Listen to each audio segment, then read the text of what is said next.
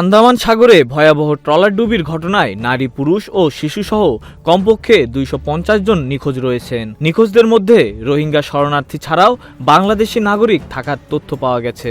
মঙ্গলবার এক যৌথ বিবৃতিতে এই দুর্ঘটনায় গভীর শোক প্রকাশ করেছে জাতিসংঘের শরণার্থী সংস্থা UNHCR এবং আন্তর্জাতিক অভিবাসন সংস্থা IOM।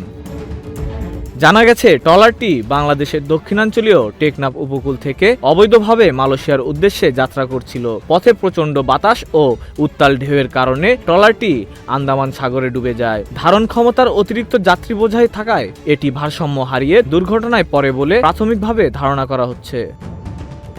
UNHCR ও IOM বলেছে, এই ঘটনা দীর্ঘদিনের বাস্তুচ্যুতি, সংকট এবং রোহিঙ্গাদের জন্য টেকসই সমাধানের অভাবে ভয়াবহ পরিণতি তুলে ধরছে। ক্যাম্পে শিক্ষা, কর্মসংস্থান ও মানবিক সহায়তার ঘাটতির কারণে মানুষ ঝুঁকিপূর্ণ সমুদ্রপথে যাত্রা করছে। তারা আরও জানায়, পাচারকারীদের প্রলোভন ও ভুল তথ্য অনেককে বিপজ্জনক পথে ঠেলে দিচ্ছে, যার ফলে আন্দামান সাগরে বারবার প্রাণহানির ঘটনা ঘটছে।